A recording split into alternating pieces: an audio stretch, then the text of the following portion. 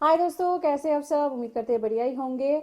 मैं हूं ममिता और स्वागत है आप सबका हमारी आज की संडे क्वेश्चन या सेशन में। शुरू करने से पहले मैं आपको बता दूं, मेरा गला थोड़ा सा ख़राब है, तो हो सकता है कि मेरा वॉइस जो है वो क्लियरली ना आए, तो मुझे माफ़ कर दीजिएगा इसके लिए। तो चलिए शुरू करते हैं। और अच्छा, और चीज़ एक बताना है आपको कि मैं ये क्वेश्चन या सेशन में आपके ही कमेंट से सवाल मैं ऐड करके इसे बनाती हूँ। तो आप अपना सवाल मुझे पोस्ट कर सकते हैं, मुझे भेज सकते हैं हर वीडियो के कमेंट में, या फिर इस वीडियो के कमेंट में, या आप डीएम भी कर सकते हैं मुझे इंस्टाग्राम पे, क्योंकि मैं इंस्टाग्राम से भी पिक करती हूँ आपके वो सवाल जो इम्पोर्टेंट होता है, जो मैं आपको रिप्लाई नहीं कर पाती हूँ। ठीक है, तो जिनको मैं रिप्लाई कर देती हूँ वो सवाल जनरली मैं पिक नहीं करती हूँ, क्योंकि आपको वहीं पे मैं रिप्लाई कर देती हूँ। तो जो सवाल रिप्लाई मैं नहीं कर पाती हूँ, मुझे समय नहीं मिल पाता, मैं वही सवाल इस संडे क्वेश्चन या सेशन में ऐड करती हूँ। तो चलिए शुरू करते हैं। तो आपका कोई भी सवाल है आप मुझे हर वीडियो के कमेंट सेक्शन में आके पूछ सकते हैं, और आप मुझे डीएम भी कर सकते हैं। तो हमारा फर्स्ट सवाल ले लेंगे।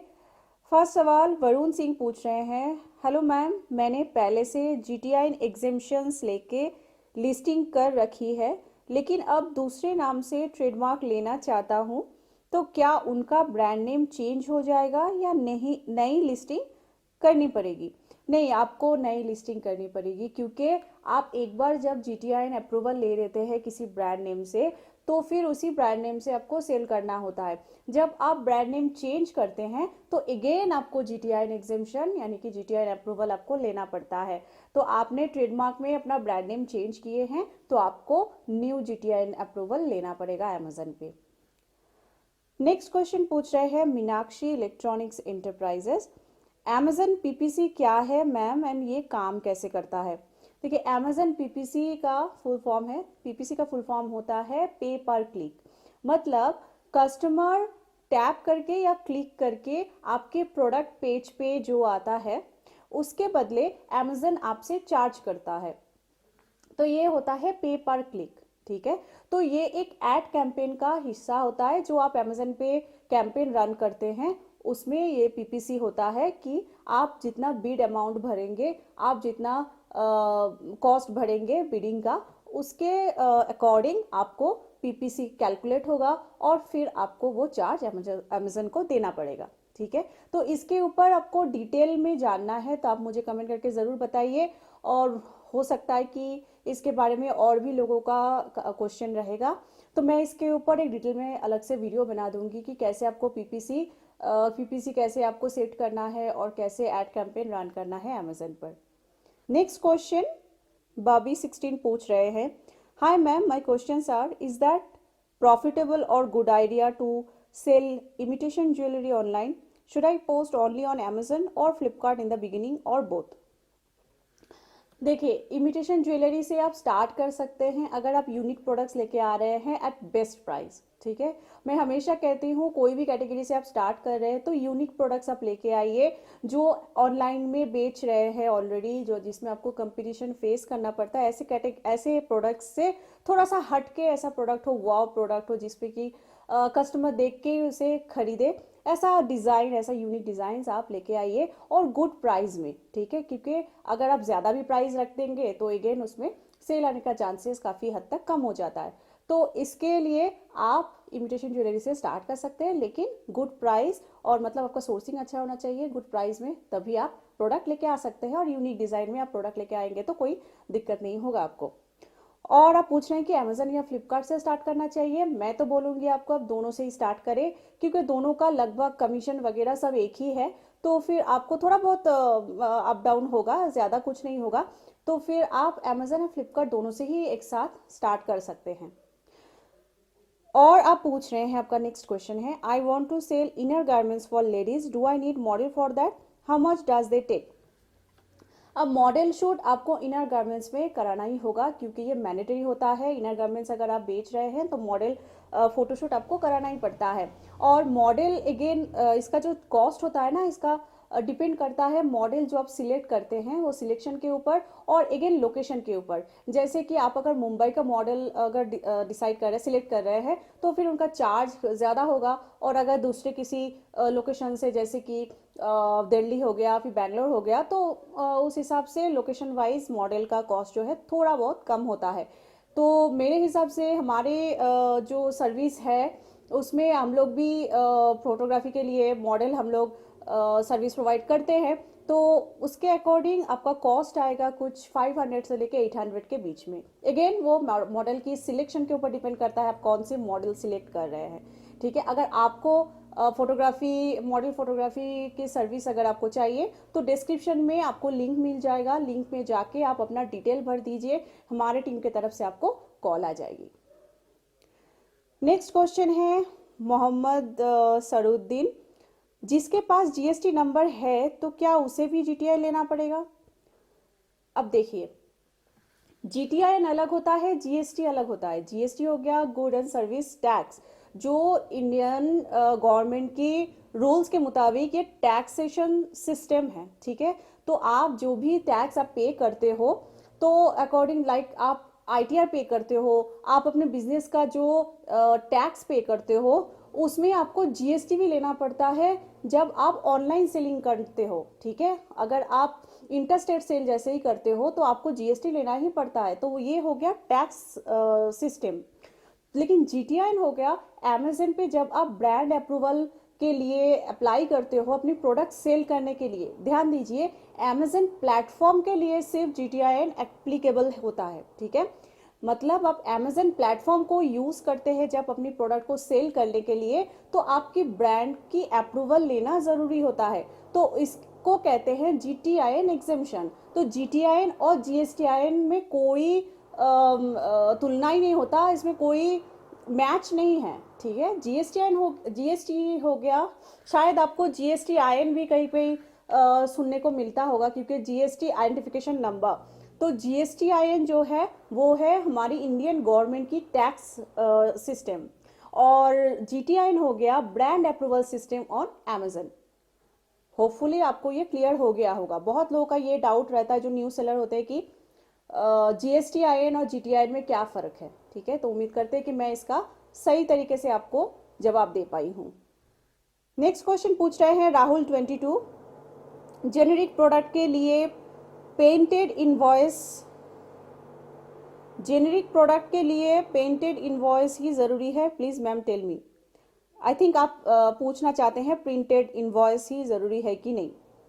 देखिए, इनवॉइस आप किसी भी प्रोडक्ट को सेल कर रहे हो इनवॉइस लेना ज़रूरी होता है, क्योंकि आगे जाके अगर कोई भी दिक्कत आपको उस प्लेटफॉर्म पे हो रहा है तो आपके पास एक इंफॉर्मेशन रहेगा आप कहाँ से खरीदे हैं, और वो इनवॉइस आप दे पाएंगे, सबमिट कर पाएंगे इस प्लेटफॉर्म को। अगर कोई भी इशू हो रहा है प्रोडक्ट रिलेटेड, अगर फेक प्रोडक्ट हो गया, आपको रिव्यू आ गया या फिर कोई भी इशू हुआ, तो आप वो इनवॉइस आपको सबमिट करना पड़ता है प्लेटफॉर्म पे। आप चाहे अमेजन पे बेच रहे हैं या फिर फ्लिपकार्ट पे बेच रहे हैं, तो फिर इनवॉइस लेना बहुत ज़रूरी है। मैं हमेशा कहती हूँ आप जहाँ से भी प्रोडक्ट प्रोक्यूर कर रहे हो इनवॉइस आप प्रिंटेड इनवॉइस ज़रूर लीजिए, क्योंकि अगेन हैंड बिल जो होता है ना उसका कोई वैल्यू नहीं होता।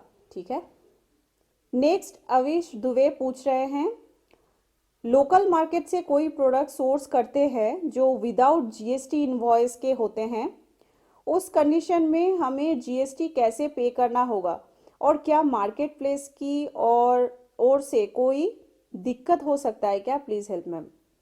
देखिए, अगेन वही सवाल है कि लोकल मार्केट से जब आप प्रोडक्ट प्रोक्योर करते हो तो जीएसटी इनवॉइस आपको नहीं मिलता। तो जीएसटी इनवॉइस जैसे आपको नहीं मिलेगा, आप वो प्रोडक्ट सेल तो कर सकते हो आगे, लेकिन उसमें जीएसटी का जो क्रेडिट आपको मिलता है वो नहीं मिलेगा। ठीक है, यही आपको होगा। लेकिन जीएसटी इनवॉइस अगर आप नहीं ले पा रहे हो और आगे जाके अगर प्रोडक्ट में कोई भी दिक्कत हो जाए, कोई भी इशू हो जाए फेक प्रोडक्ट रिलेटेड, तो तो फिर देन आपको इनवॉइस जो है वो सबमिट करना पड़ता है प्लेटफॉर्म पे। तो इन दैट केस अगर आप सबमिट नहीं कर पाएंगे इनवॉइस, तो आपका अकाउंट भी सस्पेंड हो सकता है, क्लोज हो सकता है, ठीक है। मैक्सिमम यही रीज़न होता है, जो न्यू सेलर होते हैं उनका अकाउंट क्लोज हो जाता है, अकाउंट सस्पेंड हो जाता है इन्हीं सब कारण की वजह से, क्योंकि वो प्रोडक्ट प्रोक्योर कर लेते हैं लोकल मार्केट से बिना इन्वॉइस के, ठीक है। और बिना इन्वॉइस के जब भी आप प्रोडक्ट प्रोक्योर करते हैं तो आपके पास कोई प्रूफ नहीं रहता कि आप वो प्रोडक्ट कहाँ से, किस सप्लायर से प्रोक्योर कर रहे हैं। आपके पास कोई ऑप्शन नहीं बचता कि आप प्लेटफॉर्म को बताएं कि हाँ मैंने जो प्रोडक्ट प्रोक्योर किया है मुझे नहीं पता था कि ये फेक प्रोडक्ट है। तो इस हिसाब से आप अपने आप को जस्टिफाई नहीं कर पाते हैं प्लेटफॉर्म के सामने, वो चाहे अमेजन हो या फ्लिपकार्ट हो या कोई भी ऑनलाइन प्लेटफॉर्म हो। तो ऐसे में आप जब जस्टिफाई नहीं कर पाएंगे आप खुद को, तो फिर आपका अकाउंट क्लोज होना तय है, ठीक है। तो यही सब रीजन होता है जिसके कारण मैक्सिमम अकाउंट जो है सस्पेंड या तो फिर कैंसिल होता है। तो इस बात का ध्यान रखिए, जहां से भी आप प्रोडक्ट को प्रोक्योर कर रहे हैं उनसे इनवॉइस, जीएसटी इनवॉइस जरूर ले। अगर उनके पास जीएसटी नहीं है तो अच्छा ही होगा कि आप उनसे प्रोडक्ट ना खरीदें, ठीक है। क्योंकि जो इनवॉइस आपको नहीं दे रहा है मतलब कि वो या तो प्रोडक्ट आपको जेन्युइन नहीं बेच रहे हैं या फिर वो टैक्स बचा रहे हैं, दोनों ही चीज़ में वो गवर्नमेंट के अगेंस्ट काम कर रहे हैं। तो आपको भी ये सारी चीज़ों से बचना चाहिए, क्योंकि जब आप ऑफलाइन सेल करते हो तो बहुत सारे टैक्स ऐसे बचा लेते हैं जो गवर्नमेंट के नज़र में नहीं आता, लेकिन जब आप ऑनलाइन सेल करते हो उसका एक एक पॉइंट जो है, एक एक सेल का हिसाब आपको गवर्नमेंट को देना पड़ेगा, ध्यान रखिए।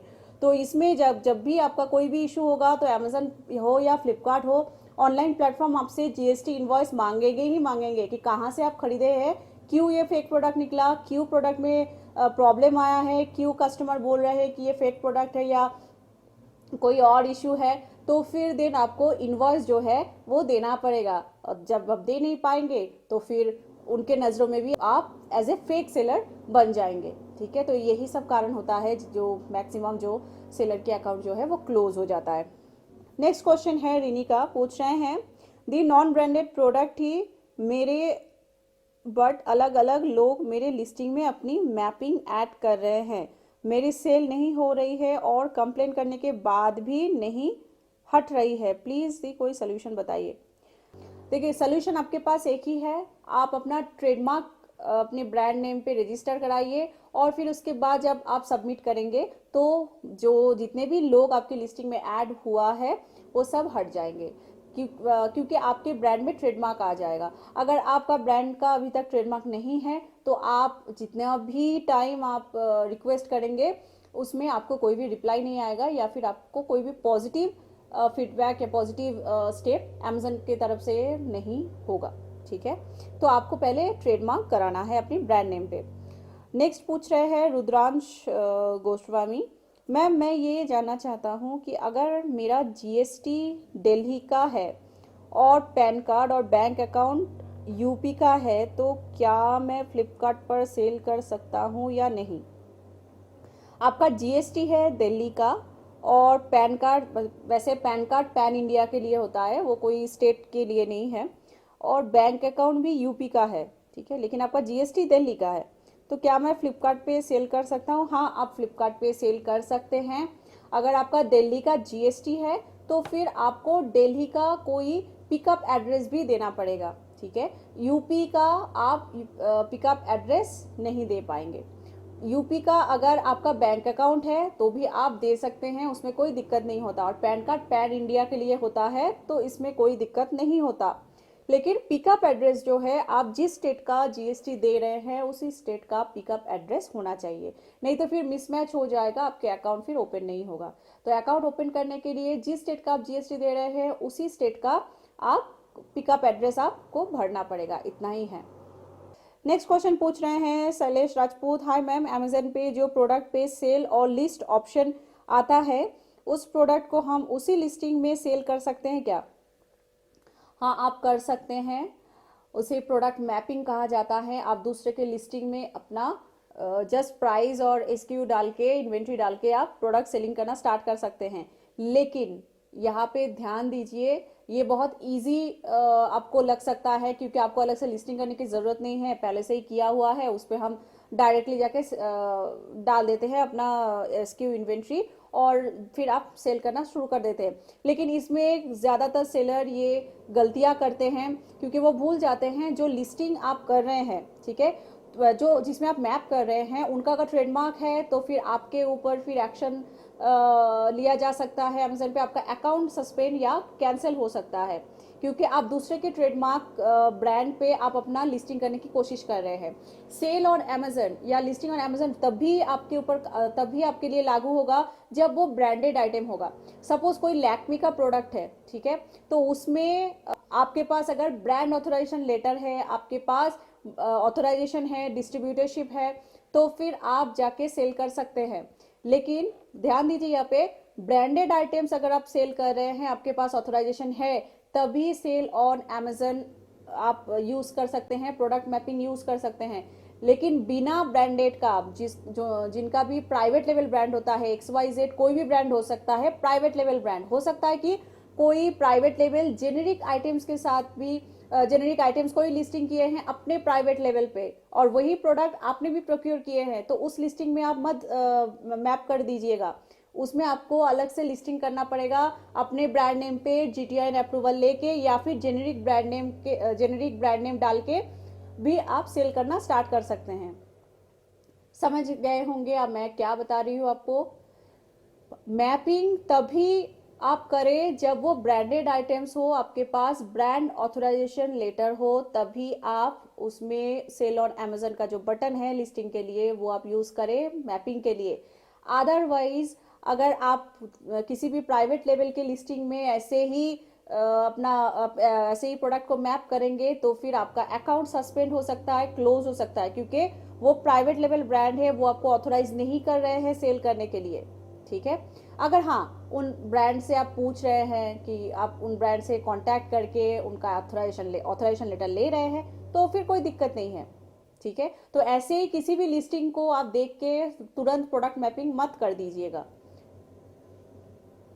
नेक्स्ट क्वेश्चन पूछ रहे हैं अमन चड्ढा, मैम ब्रांड नेम के लिए ट्रेडमार्क अप्लाई करना होगा या जेनेरिक के बाद कोई ब्रांड नेम से सेल कर सकते हैं? प्लीज़ मैम ये क्वेश्चन काफ़ी टाइम से पूछ रहे होंगे, please reply. Ma'am brand name के लिए ट्रेडमार्क अप्लाई करना होगा या जेनेरिक के बाद कोई ब्रांड नेम से सेल कर सकते हैं? देखिए ट्रेडमार्क अलग हो गया, ट्रेडमार्क हो गया आपके ब्रांड नेम की प्रोटेक्शन। तो आप जब अमेजन पे सेल करना चाहते हैं तो ब्रांड नेम का अप्रूवल लेना पड़ता है, ठीक है, नहीं तो जेनेरिक ब्रांड नेम से आपको सेल करना पड़ता है प्रोडक्ट। अगर आपके पास ब्रांड का कोई भी पैकेजिंग इमेज या फिर ब्रांड का कोई प्रिंटेड इमेज नहीं है तो फिर आप जेनेरिक ब्रांड नेम से, अगर ऐसे नॉन ब्रांडेड आइटम है, आप जेनेरिक ब्रांड नेम से सेल कर सकते हैं। हालांकि ये सही नहीं होता, ये मैं बहुत बार बता चुकी हूँ। आपका प्राइवेट लेवल आपको क्रिएट करना चाहिए, अपने ब्रांड नेम पे अपनी प्रोडक्ट को सेल करना चाहिए। तो एक बार जेनेरिक आप प्रोडक्ट अपलोड करने के बाद आप फिर अपना ब्रांड नेम का अप्रूवल लेना पड़ता है, GTIN एग्जेम्पशन जिसे कहते हैं, उसके बाद आप फिर से प्रोडक्ट जो है वो सेल कर सकते हैं, ठीक है। तो ब्रांड नेम में ट्रेडमार्क जरूरी नहीं है, ब्रांड नेम अप्रूवल आप GTIN से ही स्टार्ट कर सकते हैं। ट्रेडमार्क तभी आपको चाहिए होगा जब आप ब्रांड रजिस्ट्री करेंगे। तो दोस्तों अगर आप यहाँ तक ये वीडियो देख रहे हैं तो लाइक करना मत भूलिएगा, ठीक है। आप लाइक करते हैं तभी हमें और मोटिवेशन मिलता है, ठीक है, तो लाइक करना मत भूलिएगा। तो यही था आज की क्वेश्चन एयर सेशन, यही पे मैं वीडियो एंड कर रही हूँ। आज के वीडियो में मैं ज़्यादा क्वेश्चंस नहीं ले पाई हूँ क्योंकि ऑब्वियसली मेरा हेल्थ थोड़ा सा डाउन है, तो मैं अगले सेशन में और ज़्यादा क्वेश्चंस इंक्लूड करने की कोशिश करूँगी। तो आप मुझे कमेंट करके अपना सवाल भेजिए, कौन से आपका क्वेश्चंस आप इंक्लूड करना चाहते हैं हमारी नेक्स्ट क्वेश्चन सेशन में। और किसी का क्वेश्चन अगर छूट जाता है तो माफ़ कर दीजिएगा मुझे, हो सकता है कि मैं आपको रिप्लाई दी हूँ या रिप्लाई भी देना अगर छूट गया है तो फिर आप दोबारा क्वेश्चन कर सकते हैं, ठीक है, क्योंकि बहुत सारे कमेंट्स आता है हर दिन, तो हो सकता है कि कोई एक दो सवाल हमसे छूट जाता हो, ठीक है, तो आप वो सवाल फिर से हमें पूछ सकते हैं। कोई दिक्कत नहीं है। तो जैसे मैं आपका सवाल फिर से देखूंगी तो ज़रूर इंक्लूड करने की कोशिश करूंगी। तो उम्मीद करते हैं दोस्तों आप लाइक कर दिए होंगे अगर आप यहाँ तक वीडियो देखे होंगे, और अगर आप नए हैं हमारे चैनल पे तो सब्सक्राइब ज़रूर कीजिएगा। मिलते हैं अगले वीडियो में, अगले संडे क्वेश्चन या सेशन में। तब तक के लिए आप सबका समय शुभ रहे।